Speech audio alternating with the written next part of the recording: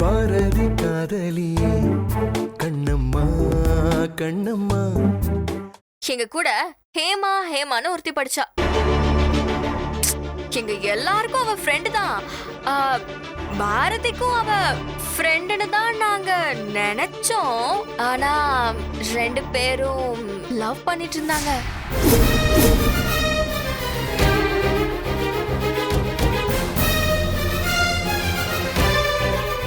உன்னை பத்தி எல்லா உண்மையும் கண்ணம்மா கிட்ட சொல்லிட்டேன். ஹேமால ஆரம்பிச்சு எல்லாத்தையும். இனிமே உனக்கும் கண்ணம்மாவுக்கும் எந்த ஒளிவு மறைவும் இல்ல.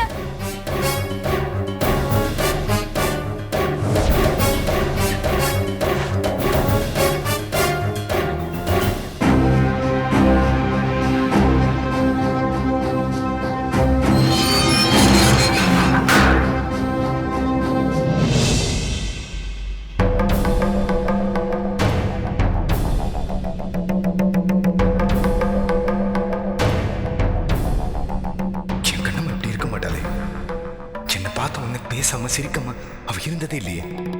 அப்படின்னா வெண்பா நிஜமாவே என்னை பத்தி எல்லாத்தையும் சொல்லிட்டான்னு நினைக்கிறேன்.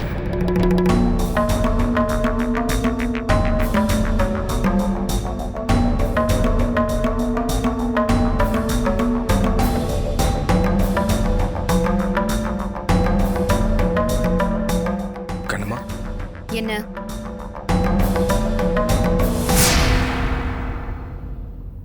வெண்பா இங்க வந்தாளா? வந்தாங்க. வந்து உங்களை பத்தி எல்லாத்தையும் புட்டு புட்டு வச்சாங்க. கல்யாணத்துக்கு முன்னாடி நீங்க யார லவ் பண்ணீங்க, அவங்களுக்கு என்ன நடந்துச்சு, உங்களுக்கு என்ன நடந்துச்சு, எல்லாத்தையும் ஒண்ணு விடாம சொல்லிட்டாங்க. ஏன் மாமா எல்லாத்தையும் என்கிட்ட இருந்து மறைச்சிங்க? நான் ஏதாச்சும் உங்ககிட்ட இருந்து மறைச்சிருக்கேனா? உங்களை பத்தி எல்லாம் எனக்கு தெரியுங்கிற திமிர்ல இருந்து தெரியுமா? இன்னைக்கு வெண்பா வந்து ஹேமான்னு ஒரு பொண்ணு நீங்க லவ் பண்ணதையும் அவங்களுக்கு ஆக்சிடென்ட் ஆனதையும் ஒவ்வொன்னா சொல்லும் போது எனக்கு அப்படியே ஷாக்கா இருந்துச்சு. அதை விட இதையே என் பாரதி மாமா என்கிட்ட இருந்து மறைச்சிட்டாருன்னு எனக்கு கோவமா வந்துச்சு.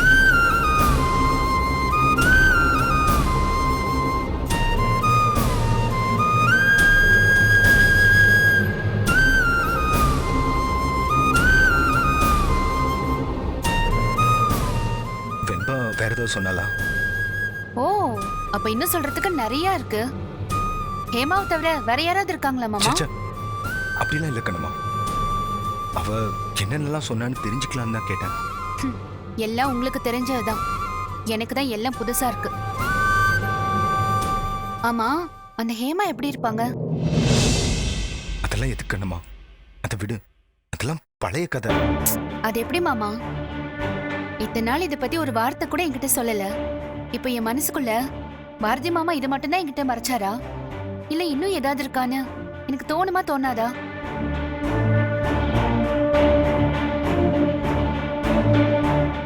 சரி சொல்லுங்க, அந்த ஹேமா எப்படி இருப்பாங்க? வேணாம் கண்ணம்மா, இதை விட்டுறேன். உன்கிட்ட சொல்லாம விட்டது தப்புதான். நான் சொல்லவா? ஹேமா எப்படி இருப்பாங்கன்னு சொல்றது என்ன? ஹேமாவை காட்டவா?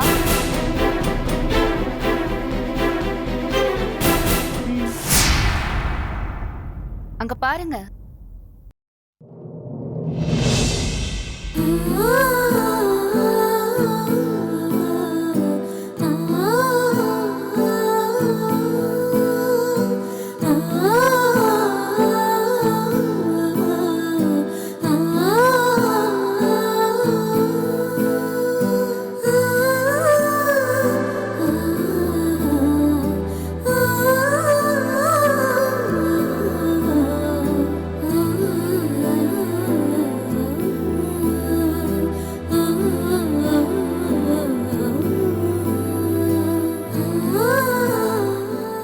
பாக்குறீங்க?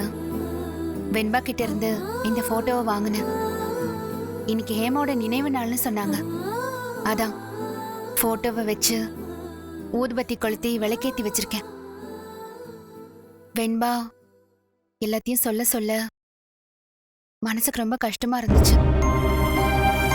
மனசுக்கு பிடிச்சவங்க திடீர்னு இல்லாம போனா அது எவ்வளவு வலியும் வேதனையுமா இருக்கும்னு எனக்கு நல்லா தெரியும் மாமா. ஹேமாவை பத்தி சொன்னா என் மனசு கஷ்டப்படுமோன்னு நினைச்சுதான் நீங்க சொல்லாம இருந்திருக்கீங்க.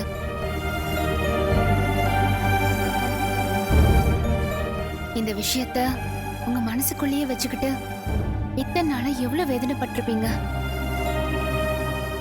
இனிமே நீங்க அப்படி இருக்க வேண்டியதில்லை மாமா.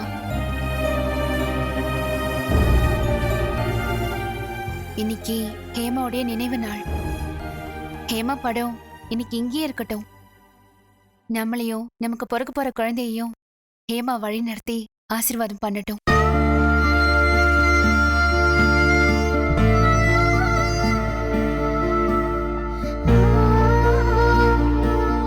சரி மாமா, நீங்க ஃபீல் பண்ணாம சாப்பிடுவாங்க.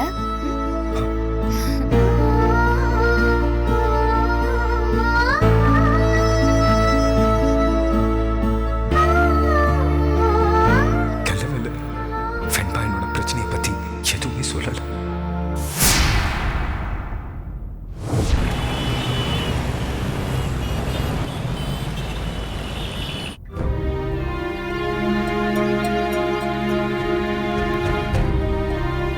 என்ன சௌந்தர்யா, காலையிலேயே ஏதோ டென்ஷனா இருக்க போல இருக்கு. எனக்கு என்னங்க டென்ஷன்?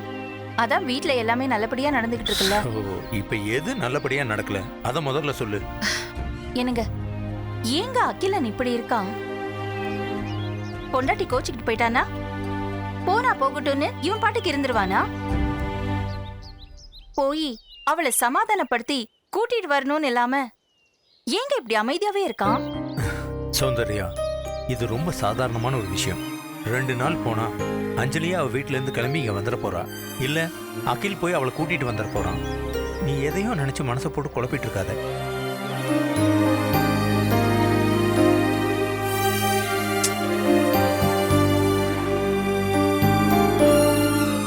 டே அகில், இங்க வா.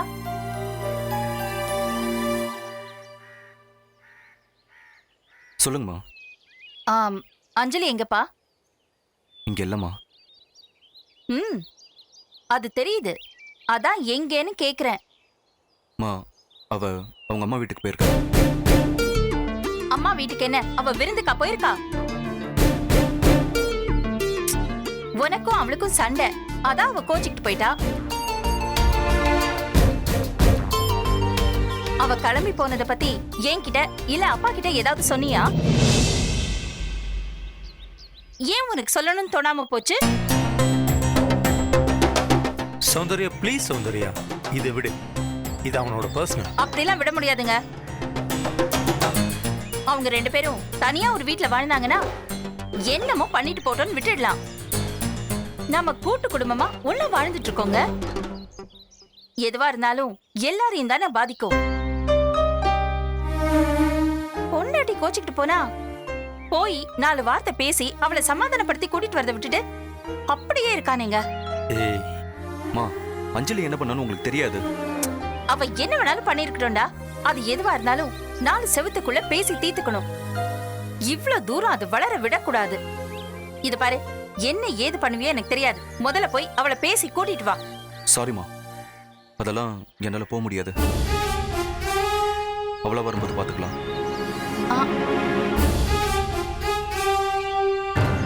என்னங்க பேசுறான் அவன்? டேய், அவ வருஷக்கணக்கா அவ வீட்லயே இருந்தா அப்படியே விட்டுருவியாடா? இங்க பாரு சௌந்தர்யா, இது அவங்க புருஷன் முன்னாடிக்குள்ள இருக்கிற பிரச்சனை. அஞ்சலி என்ன சொன்னா, அதுக்கு இவன் என்ன பேசினா, இவங்க 2 பேருக்குள்ள என்ன பிரச்சனைன்னு எதுவுமே நமக்கு தெரியாது. இதுல நம்ம தலையிட்டோம்னா பிரச்சனை பெருசாகும். கொஞ்ச நாள் போனா அவங்களே சமாதானமா போயிடுவாங்க. அது வரைக்கும் நாம இதுல தலையிடாம இருக்கிறது தான் நமக்கு மரியாதை.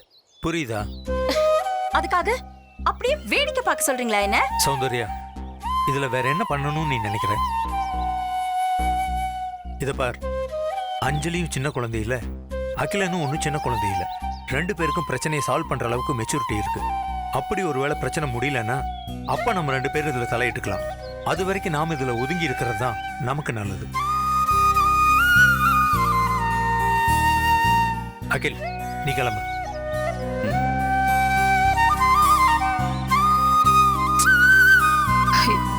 ஏங்க, எனக்கு எதுவுமே சரியா படலங்க. சின்ன பாம்பா இருந்தாலும் அத பெரிய கம்பு எடுத்து அடிக்கணும். பிரச்சனை சின்னதா இருக்கும் போதே அதை பேசி தீர்த்துடணுங்க. அதை வளர விட்டா யாருக்குமே நல்லது இல்ல. சௌந்தர்யா, ஏய்,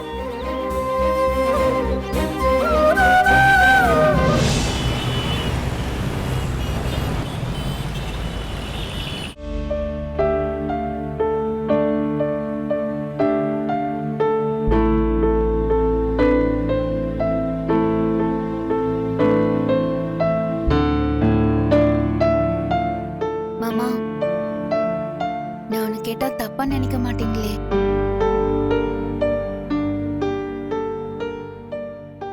சொல்லு கண்ணம்மா. இல்ல, தெரிஞ்சுக்கலான்னு தான் கேக்குறேன். நீங்க எதையும் மறைக்காம என்கிட்ட சொல்லணும். காலேஜ்ல நீங்க ஹேமாவை லவ் பண்ணீங்கல்ல, எப்படி அந்த லவ் உருவாச்சு? யார ஃபர்ஸ்ட் லவ் பண்ணா? மாமா, சத்தியமா நான் எதுவுமே நினைச்சுக்க மாட்டேன். ஆசையா தெரிஞ்சுக்கணும்னு தான் கேக்குறேன். சொல்லுங்களேன். தெரியல கண்ணம்மா. மனசுக்கு ஒருத்தவங்களை ஏன் பிடிக்குதுன்றதுக்கு என்ன காரணம் சொல்ல முடியும்? என்னமோ அவளுக்கு என்ன பிடிச்சிருந்தது. ஒன்னா படிச்சோம். அவ ஹாஸ்டல்ல இருந்தா, நான் டே ஸ்காலர். ஃபைனல் இயர்ல ஹவுஸ் சர்ஜன் பண்ணும்போது ஒரே ஹாஸ்பிட்டல், ஒரே வார்டு. நிறைய பேச அப்பதான் டைம் கிடைச்சது. கரெக்டா காலேஜ் முடிகிற டைம்ல தான் அவளுக்கு நான் ப்ரப்போஸ் பண்ணேன். அந்த டைம்ல தான் அந்த ஆக்சிடென்ட் நடந்தது.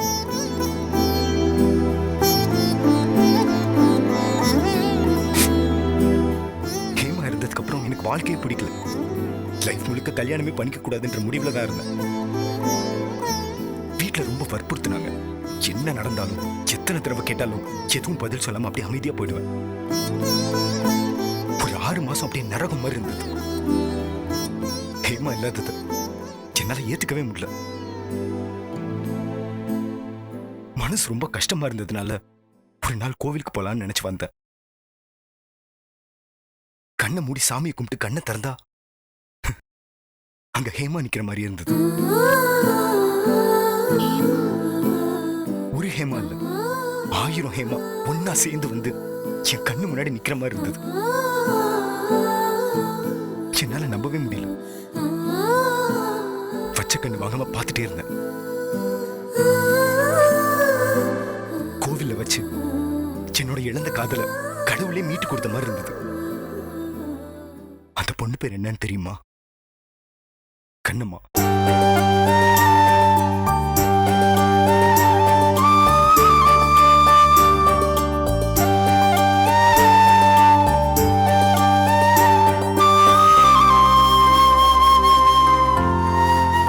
நிஜமா சொல்றேன், என்னைக்கு நீங்க வாழ்க்கையில வந்து அன்னைக்கு நான் மறுபிறவி எடுத்தேன்.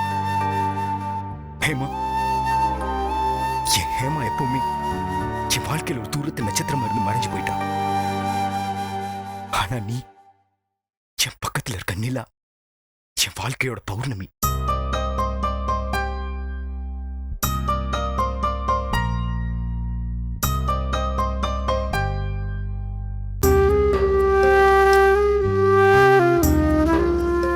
பாவம் ஹேமா, உங்களை மாதிரியே அவங்க மனசுலயும் எவ்வளவு ஆசை இருந்திருக்கும்ல. 2 பேரும் சேர்ந்து நல்ல ஒரு வாழ்க்கை வாழணும்னு நினைச்சிருப்பாங்கல்ல. இந்த சின்ன வயசுல இப்படி ஒரு முடிவு வந்திருக்க கூடாது அவங்களுக்கு. உன்னோட இந்த மனசுதான் கண்ணம்மா உன்னை இன்னும் இன்னும் அதிகமா லவ் பண்ண வைக்குது. எல்லார் மேலயும் அன்போட இருக்கணும், மத்தவங்க மேல அக்கறையோட இருக்கணும். இதெல்லாம் பிளான் பண்ணி நான் ஒண்ணும் பண்ணல. எனக்கு இது ஈஸியா இருக்கு, அவ்வளவுதான் மாமா.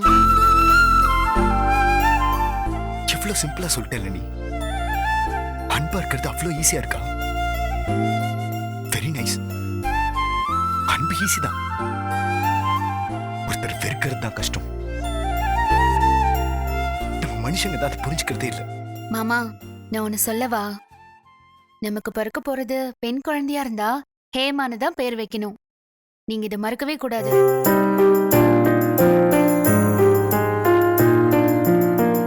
கண்ணம்மா, அதெல்லாம் வேணாம்.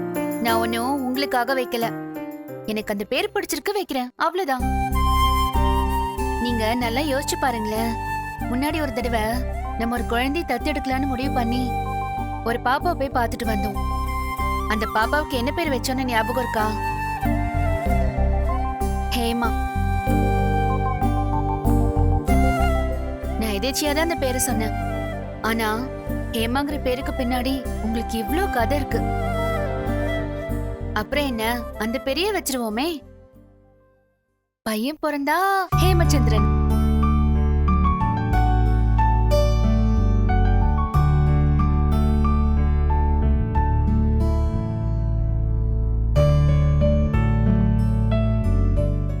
என்கிட்ட வேற ஏதாவது கேட்கணும்னு தோணுதா கண்ணம்மா? இல்லையா மாமா? என் மேல உனக்கு நம்பிக்கை இருக்கா? நீங்க தான் மாமா என் வாழ்க்கையே. உங்க மேல நம்பிக்கை இல்லாமையா?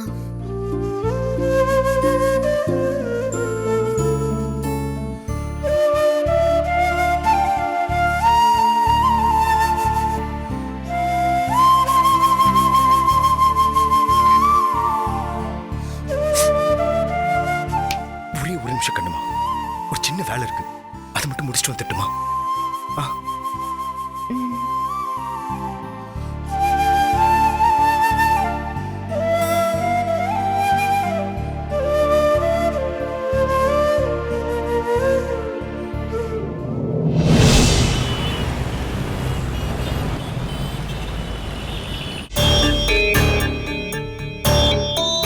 ஏன் சித்தப்பா என்ன பண்ணாலும் இந்த பாரதி திரும்பியே பார்க்க மாட்டான்?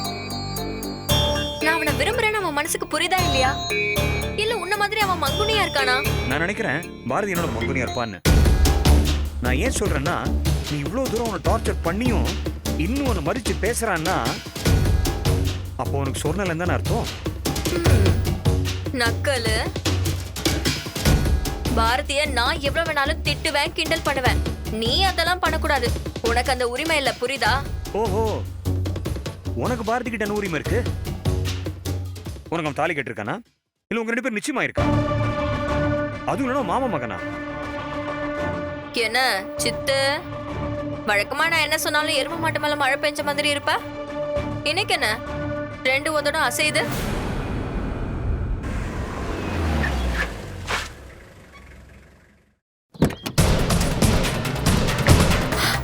பாரதி தான் வரான். வந்து என்ன நினைக்கிறானோ அதை முதல்ல பேசட்டும். நீ என்ன வேணாலும் சொல்லிக்கோ, ஆனா நான் இங்க இருக்கேன்னு மட்டும் அவன் கிட்ட சொல்லிடாதானே. சொன்னேன்னு வைய சித்து, உன் தலைய கொத்து பரோட்டா போட்டுருவேன். வெண்பா, வெண்பா, வெளிய வாடி. அங்கிள், வெண்பா எங்க? கூப்பிடுங்க. அவன் இங்க இல்ல, இங்க உள்ள போயிருக்கா. அங்கிள், அவகிட்ட சொல்லி வைங்க. இனிமே அவ என் வாழ்க்கையில கிராஸ் பண்ணான்னு வைங்களேன், உயிரோடவே இருக்க மாட்டான். Bharathi, cool down, just relax. முதல்ல உட்காருங்க. ஒரு டென்ஷன் ஆக மாட்டீங்களா? என்ன பிரச்சனை? என்ன பிரச்சனையா? வெண்பா என் வாழ்க்கையில பூந்து குழப்பம் பண்ணிட்டு இருக்கா அங்கிள். நான் அவளை ஒரு நல்ல ஃப்ரெண்டா நினைச்சுதான் இத்தனை காலமா நான் பழகிட்டு இருக்கேன். என் வாழ்க்கையில இருக்க ஒவ்வொரு அசைவும் அவளுக்கு தெரியும். எனக்கு எந்த நல்லது கெட்டது நடந்தாலும் நான் முதல்ல அவகிட்ட தான் சொல்லுவேன். அந்த அளவுக்கு நான் அவளை நம்பினேன் அங்கிள். ஆனா அவ எல்லாத்தையும் மறந்துட்டு என் வாழ்க்கையை கெடுக்க பாக்குறான். பாரதி, கொஞ்சம் பொறுமையா இருங்க. Just relax. அங்கிள், கண்ணம்மா பத்தி உங்களுக்கு நல்லா தெரியும்ல. மனசெலவுல கூட மத்தவங்களுக்கு கெடுதல் நினைக்காத அப்பாவி. ஆனா வெண்பா ஆரம்பத்துல இருந்தே கண்ணம்மாவை பத்தி தப்பு தப்பா பேசிட்டு இருக்கா. எத்தனை தடவை அவளை வான் பண்ணாலும் கேட்க மாட்டான் அங்கிள். அவளால என் நிம்மதியா போயிடுச்சு அங்கிள். எப்போ எது பண்ணுவாலும் நினைச்சு டென்ஷன் ஆயிட்டே இருக்கேன். நான் முதல்ல டாக்டர் வேலையை பாக்குறதா, இல்ல புதுசா கட்ட போற ஹாஸ்பிடல் வேலையை பாக்குறதா, இல்ல இவ கொடுக்குற டென்ஷனை சமாளிக்கிறதா?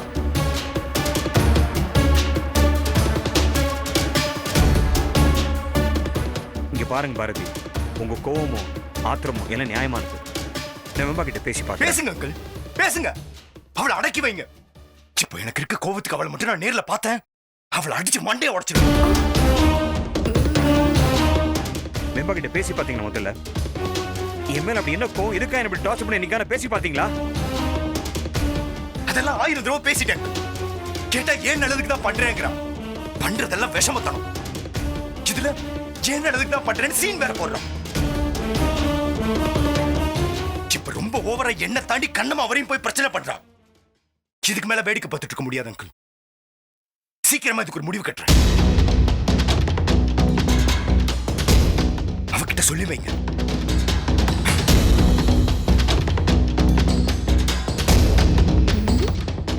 என்ன சித்தப்பு, பாரதி எரிமலையா பொங்குறான் போலயே. எனக்கே அவனை பார்க்க பாவமா இருக்கு. அவனை ஏன் இப்படி டார்ச்சர் பண்ற? விட்டு தொலையேன். விடுறதா? அதை எப்படி விட முடியும்? அவனை விடுறதுக்கா இவ்வளவு தூரம் துரத்திட்டு இருக்க? என்ன சித்தப்பு நீ? இந்த பாரு, அவன் ரொம்ப கொந்தளிச்சு போயிருக்கான். கையில சிக்கல் வச்சு கொன்னே போட்டுருவான் அவனை. கொலைக்கிற நாய் கடிக்காதுன்னு பழமொழியே இருக்கே, தெரியாதா? இவெல்லாம் சும்மா வெறும் சவுண்ட் சித்தப்பு. இவனால ஒரு ஆபத்தும் நமக்கு இல்ல. இவனை எப்படி ஹேண்டில் பண்றதுன்னு நான் பாத்துக்கிறேன்.